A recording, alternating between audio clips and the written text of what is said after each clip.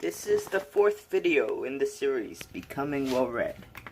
In this video, I'll talk about one of the books I've recently read in an attempt to become well read. In this video, I will be talking about Hillbilly Elegy, written by J.D. Vance. This book was first published in 2016. Hey guys, so I just finished reading Hillbilly Elegy about a week ago, and I'm going to give you a quick summary of what this memoir is about. That's right, nonfiction this time. It starts off with JD talking about how his grandparents moved to the city, or to the town where he grew up in Appalachia. They basically moved there for the economic opportunities because there was a company that was hiring people, and if you were friends or family, you got dibs to get jobs. However, as JD grew up, the company was going out of business, people were losing their jobs, or they weren't able to get those opportunities at that place anymore. JD had a rough childhood. He was pretty poor, and his grandma had a very interesting idea of what justice was. She liked her guns, and, she stuck to them. JD's mom, on the other hand, had everything going for her in the beginning, but then she kind of got messed up when she, I guess, met the wrong kind of guys. She was in and out of all these different kinds of relationships, and so JD didn't really know his dad or have a real father figure growing up. JD's mother also abused drugs, opioids, and this eventually led to her trying to kill him. Because of that, he moved in with his grandmother, and his grandmother did everything she could to try to get him to stay in school to study. And eventually, he graduated high school, but he didn't want to go directly into college. There was, economic troubles. He didn't think he could do it. And so he went to the military instead. I believe it was the Marines. In the Marines, he learned self-discipline. He woke up very early every day. He learned how to eat right. He learned how to basically discipline his mind for success. And after the Marines, he went to college, and he was a bit older than all the other people going to Ohio State University. But because of his experience in the Marines, he was very driven, and he got all these kinds of different jobs in college. One of them was working for a senator, and any kind of labor that paid more, he would do it because he saw that as an opportunity to grow. And after college, he applied to Yale Law School, and he got in, and he got actually a really good package deal because he was poor.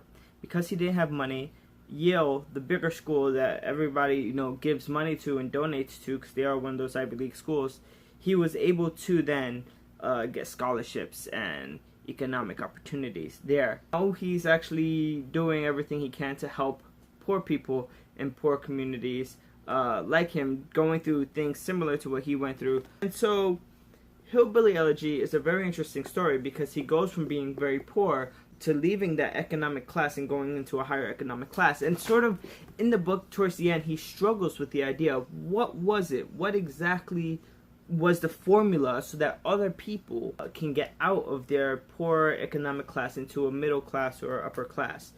I think one of the things that JD sort of glosses over, that pays a little bit of attention to it in the book, but at the end of the book where he's searching for answers for other people, he doesn't really mention it as much as he should, is how important the social structure was at Yale University.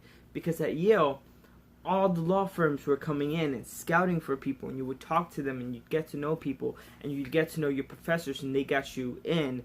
You know what I mean? And it wasn't like you would send your resume out to apply for places. It was more like these guys had it made. You just have to meet the right person, and if one person doesn't work out, there's always another person that's there looking for someone, out of law school, someone to hire, someone who's going to work. JD, I think, glosses over that too easily, and he doesn't sort of make that connection that if people are looking to hire, those connections need to be made with people of lower economic class to bring them out of the low economic class to be in a higher economic class. And yeah, doing all those different types of jobs showed him the value of work. Going into the military showed him how to be driven and how to live his life in sort of a scheduled, methodical way, have discipline. And those things sort of set him up to succeed later. That's completely true. But there are some people who do have discipline, who always go to work on time, who always work hard at work, and they still can't get the opportunities that he got. And so a lot of it was luck. He happened to apply to Yale Law School because he thought it was the best, and they happened to have the money for him to succeed there. And there he happened to be visited by all these people looking to hire people like him.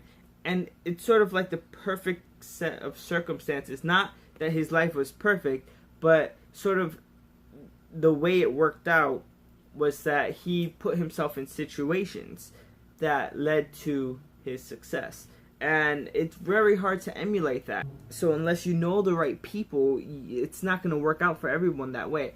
I think creating a social structure where those opportunities are available to more people would make it easier to move between the economic classes. And then you could have a more just system where people are paid not by who they know, which is the way it works now. Like, you know the right people, you get the good job, but by what their value is. And so people would have jobs based on merit, and do they show up every day on time, and do they work hard? He spoke about this one person, very interesting, when he worked with tiles, and that person would consistently show up late, and to the point where he eventually was fired. And when he got fired, not JD, but the person who was consistently late, he tells his boss, "Why are you doing this to me?" And it's sort of like the guy wasn't taking personal responsibility for himself. That's part of the problem. Part of the problem is personal responsibility, and he learned a lot of that in the Marines. But there are people who do take personal responsibility, and they still can't get out of their economic class. And that's basically the gist of Hillbilly Elegy. There's a lot of things in here about losing family members, particularly his two grandparents. There's funny bits about the way he was raised and his grandmother's guns, and the lessons he learned from his grandfather, the different men that came and went from his mother's life, and how it was living with them. He gives a lot of that type of information, but the book is mainly his journey through his early years to where he is now. And I think it resonated with a lot of people, especially people that voted for Trump, these disenfranchised, poor, white, gun-toting people, because a lot of them read this book and they were like, yeah, this is how I feel. Like, the cards are stacked against me, and we need to change this. And I think Trump's message of economic growth resonated with a lot of people. I don't agree with him, but it resonated with a lot of people of the type that you would read that have similar stories to the story in this book. And so that's Hillbilly Elegy. Now the question is, can I take the lessons that he learned and sort of apply them to my life? And that's more difficult because those circumstances have to arise, and I have to be ready for them, because I don't know when the circumstance might come that I might meet somebody who would provide an economic opportunity. It's difficult to be ready for them. I am going to continue reading in the meantime. So, if you liked Hillbilly Elegy, if you read it, please leave a comment down below, like and subscribe to this video. And the next book I am actually currently reading is Different Seasons. If you want to read this book with me, I'll provide an Amazon link down in the description. Different Seasons was written by Stephen King, and there's 4 books in here. If you enjoyed the series, I'm also going to post in the description a playlist of the other 3 videos in this series. This is the 4th video, Hillbilly Elegy. The next video will be Different Seasons. Thanks for watching.